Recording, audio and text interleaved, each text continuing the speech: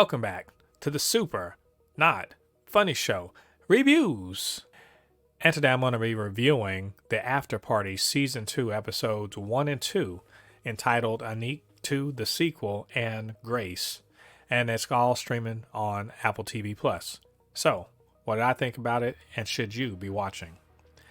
And before I get into the review, get down there, hit like on this video.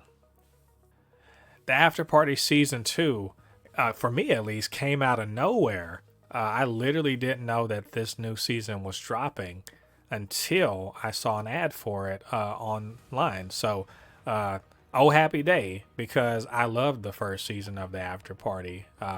If you missed it, I don't know what you're doing. Go watch that first season. But had Tiffany Haddish, Sam Richardson, Ben Schwartz, and a bunch of other people. I'm not going to name the whole cast, but it was a great little murder mystery. Very funny. Very, in my opinion, very stylized. There was this whole intentional filming. Each episode is like a different genre of either movie or TV show or something like that. You had action, like a 90s action thing. There was rom-com, all sorts of stuff. Basically, it's very meta in many ways, but also just a fun murder mystery, kind of like a Murder on the Orient Express for millennials or Gen Z. Good times. Quite enjoyed it, and I was very happy to hear that they had greenlit a second season. And so here we are. Dropped first 2 episodes of the season, and just spoiler alert, had a great time with them. But I'll explain exactly why. Aniq 2, it's basically sets up this new season. It's a year after the events of the original season, and we have everyone in kind of a new place. Aniq and Zoe are an item. They're dating. And Danner has quit the force and is now a crime writer. Is trying to, crime novelist trying to talk about, what happened in the previous year's murder. And Zoe and Aniq have gone off to the wedding of her younger sister, who's marrying a tech billionaire apparently, and it's all Aniq trying to be, I hate to say it, Sam Richardson playing Sam Richardson as usual, kind of that he's that black guy who's, sort of self-deprecating, unsure of himself, a bit high-strung, and he's kind of built up to himself that he's got to impress Zoe's, her parents, because in his mind, he wants to, propose to her. And of course, because he's so wrapped up in doing everything right, of course he does all the things wrong. But but this whole show, it literally starts like, oh, there's a murder, and then so Aniq 2 is literally like the previous season, about Aniq recapping what happened as he fills Danner in. She drops everything to come consult on this, because this is a murder of a rich person at a rich person's place, and they don't want to necessarily bring the cops in, which, red flag. Why the hell wouldn't you want to do that no matter what? But so while she's driving there and sort of coaching him through telling the story, he tells about his comedy of errors, of all the things he messes up, just picking up the wrong people at the hotel and saying the wrong things. And of course he's sort of being upstaged by, British accent or Australian accent guy who's just like, he's charming and all that stuff. And he's worried for whatever stupid reason that Zoe's going to be taken by that. But also, just that he's, not good enough, or the parents won't think he's good enough. Ken Jeong plays the father very, very in a fun way, and Aniq is not measuring up for him. But in the first episode, we see the murder of this, an apparent murder of a tech billionaire, and there's of course the group of people who are sticking around who could have done it, and Aniq. We know for sure he's not the guy. He wasn't the killer in the first one. He's not going to be the killer in this one. So of course he's got to be part of trying to figure it out like he was in the first season.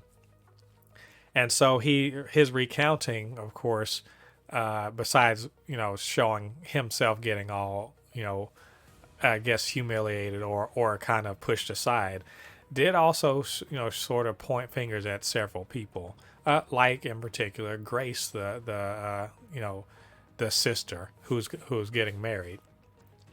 And so the very first episode is pretty much like as we expect, sort of a bit of a rom com situation. The second episode was really where this season has really kind of like it steps up and says, "Yeah, we're doing that shit we did in the first season," and that is that the second episode is Grace telling about how she met and fell in love with Sebastian.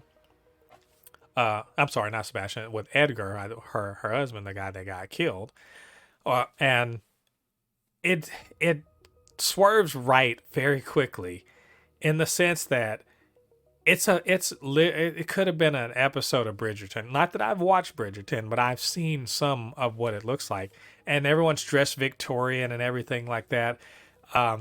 Even though there's people with cell phones and that's helicopters and everything, but it very much is like that Jane Austen sort of situation, the Bridgerton deal, and I could not help but love that.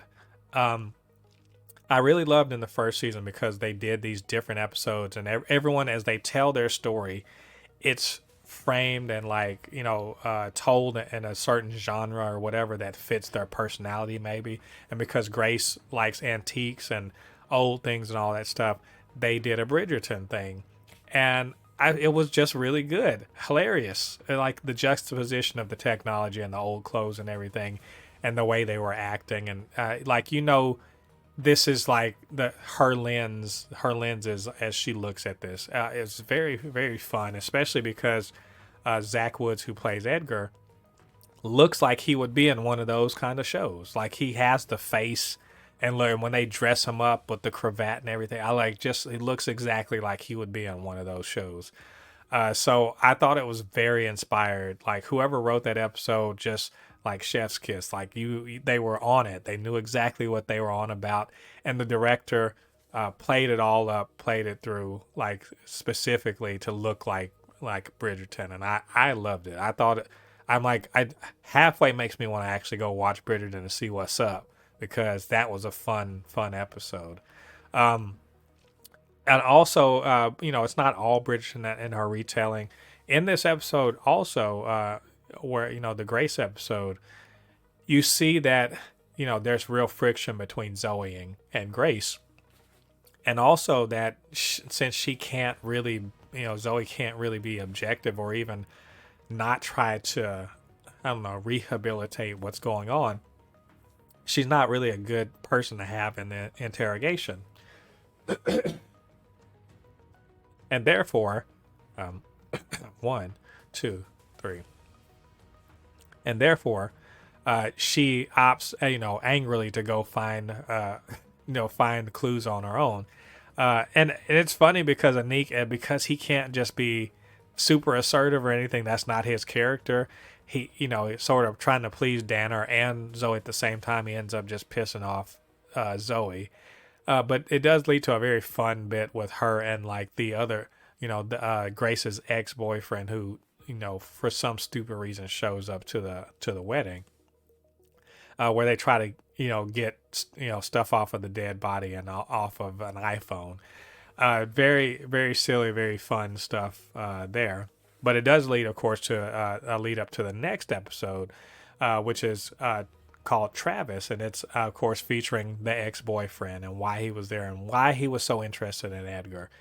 I could keep going. I'm not going to recount everything, but I will say lots of great jokes. I laughed out loud at quite a bit of that. It's not just awkward humor, because Aniq very much is about awkwardness and kind of cringy stuff going on, but also just the silliness and like the weirdness of Edgar and his kind of his hang-ups, and Grace and her kind of being it's weird. You don't usually see manic pixie girls are usually white girls, but to see kind of an Asian, not even manic pixie girl, but sort of like that because her whimsical nature.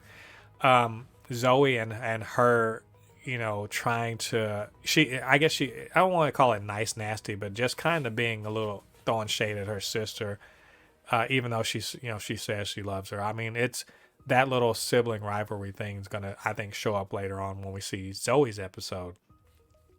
And then, of course, seeing Aniq and Dan are just really kind of, they're starting to, I don't want to say they've settled on anybody because they've only heard two people's stories, but they're starting to see some inconsistency. So the only thing I would say as kind of a negative is a negative I had for the show in the first one, which is, if you actually want to just, figure out on your own who killed the person, it's really kind of hard to do because you literally won't get all of the information until the last episode. So you just have to kind of guess.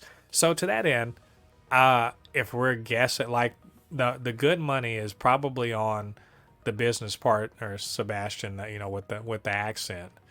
But I would also say that the Funko Ulysses might also be a good call too.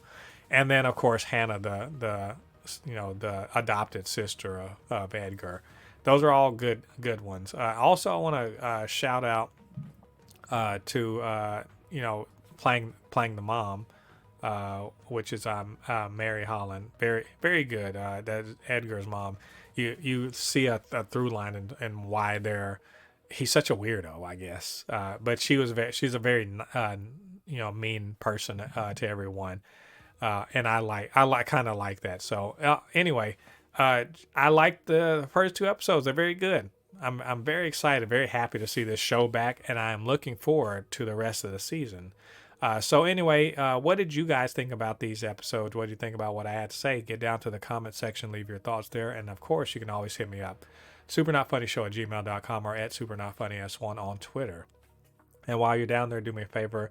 Hit like on this video, subscribe to the channel, and hit that notification bell. All that good stuff helps to grow this channel and for more people to see these videos.